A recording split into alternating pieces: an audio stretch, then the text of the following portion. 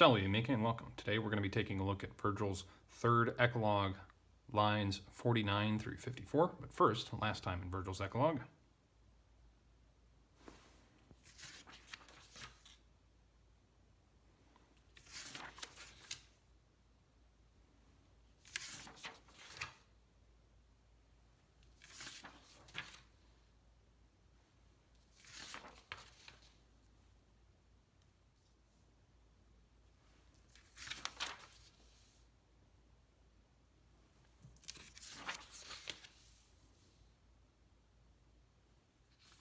Here's our rubric. Let's get started. Numquam hodie effugies, veniam quocumque vocaris. Audiet haec tantum.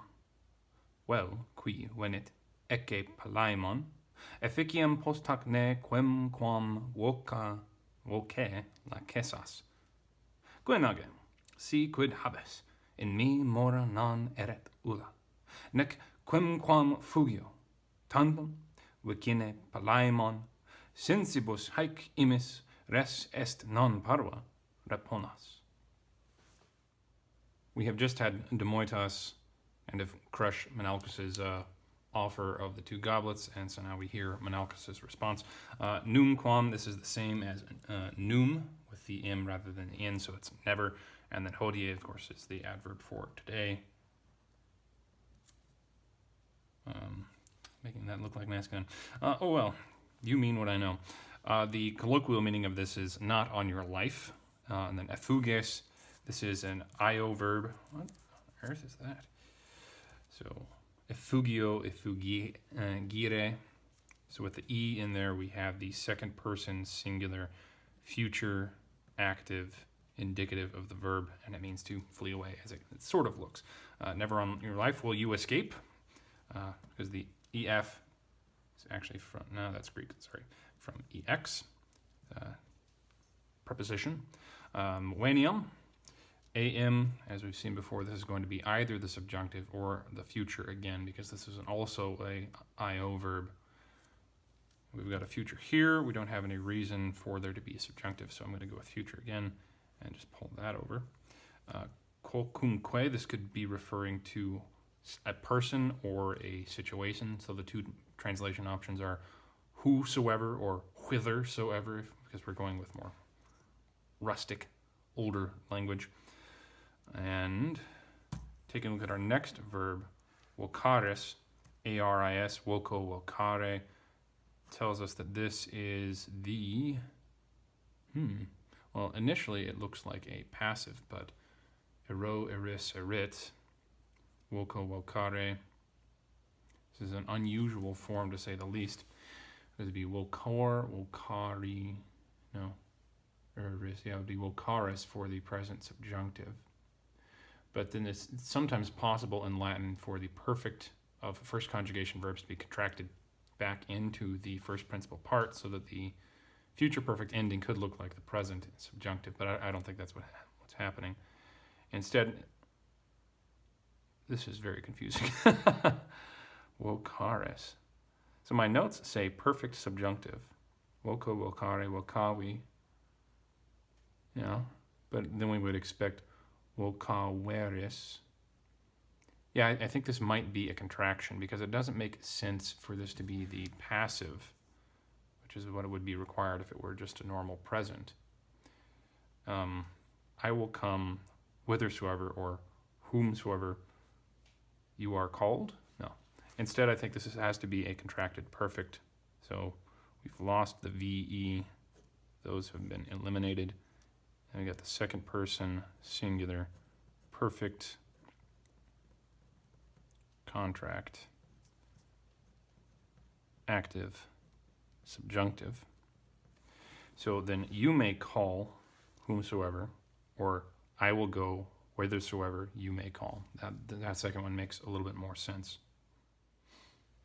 Moving on into the next line then, we've got another io. So with the a, we know that this is going to be a subjunctive, because the a is only there for the first person singular in the future tense.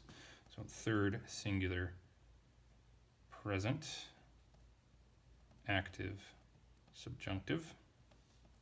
And then hike from hic, hike, hoc. This is going to be the object of audiat, so it must be the accusative plural neuter, referring to their dealings. And then tantum, as we've seen before, is an adverb meaning so great, so much, or only, and I'm probably going to go with only as the translation. Then we get into this aside, and well has two options. It could be that well just means or it could be that well is functioning as the archaic imperative of volo, vale, volui, and maybe it's not that archaic. And in this case, the green and yellow suggest that it is functioning as well and as a jussive, which is not an imperative. It's something that you would more expect from the subjunctive in the Latins, like, won't you do this? A request. So, won't you wish, who, and when it, bueno, venere. I would think that this should be an interrogative with demanding a subjunctive, with that being a subjunctive, but that's not what we find. So this is speaking about a definite reality. Won't you wish, who comes? Look, Palaemon. Palaemon being the one who's coming. What is he wishing? We go down here to efficiam. This is make out, to work out, to cause. Post hoc, after this thing. Note that we've got the I am, efficio, efficere. It's going to be another either future or subjunctive, but we'll get back to that after this. Lest, quemquam, any, woke.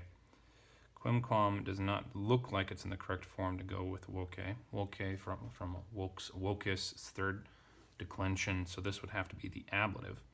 And then lakesos, we have a verb again. This is lako.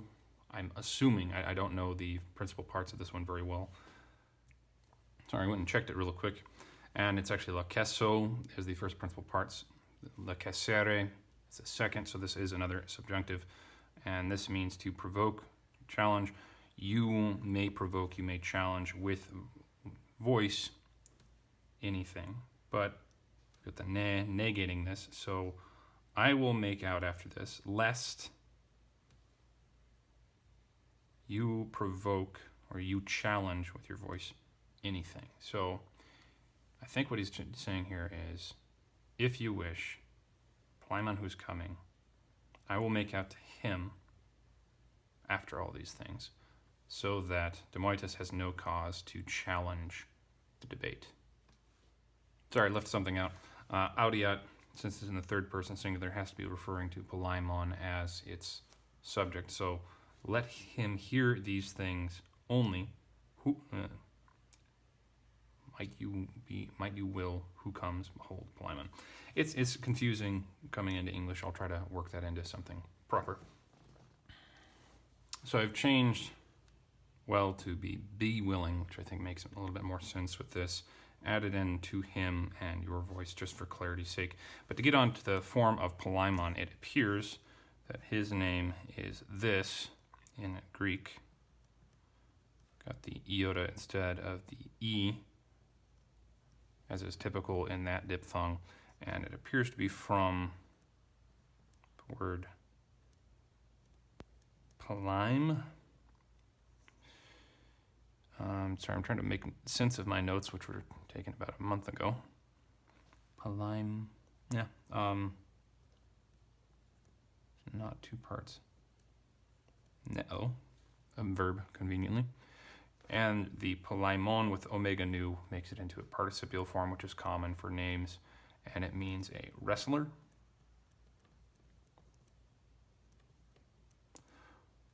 And this is, of course, largely a guess because we still got the O in, the Omicron nu right there between the ending and what makes a part of his name here. So it's a guess. So wrestler, to judge between them, as it appears to be what Menalcas is saying, makes some sense. But let's move into his response. Quin, why not? Age, come on, let's do this, is what that means. It's the second person singular present active imperative. I think we've seen it a number of times. See, if, quid, and this is an indirect question word, but habeo, habere, to have, is in the indicative. So it's still a question because the C and the quid, but this one I guess is a more real, a factual question rather than a hypothetical question.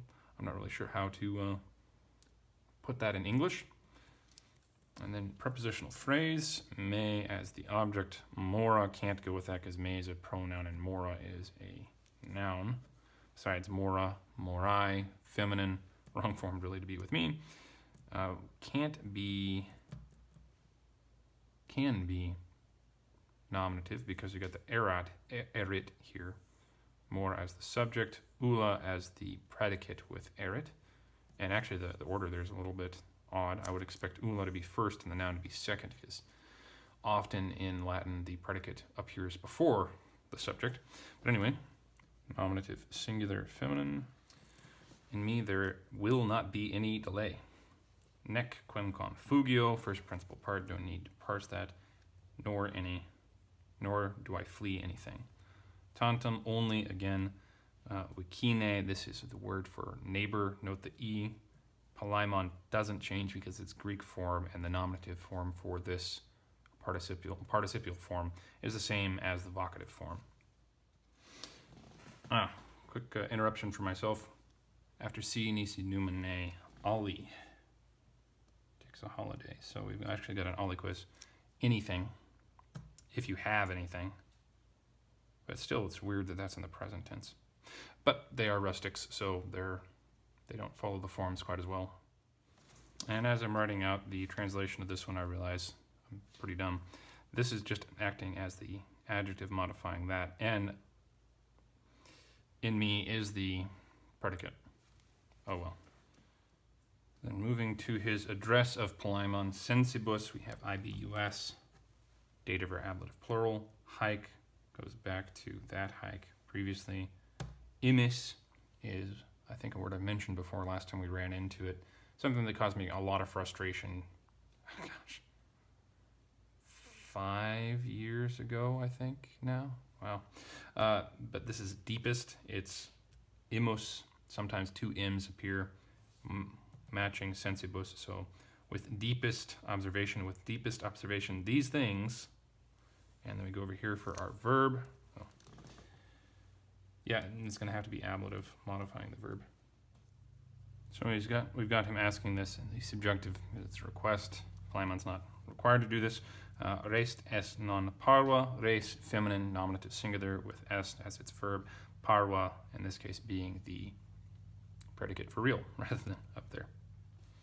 So there we have that. Sorry for rushing through it and all the stumbling. I am recording this about 30 minutes before I'm supposed to publish it. It's a long weekend. Speaking of which, very happy Resurrection Sunday. And now happy Resurrection Monday.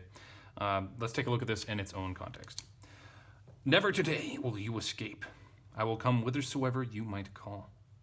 Let him hear these things, only be willing who comes. Look, Palaimon, I will make out to him after this, lest anything with voice you challenge.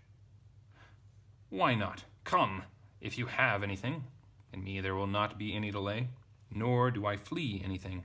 Only, neighbor Palaimon, with deepest senses, these things, the thing is not small, will you reckon among us? All right.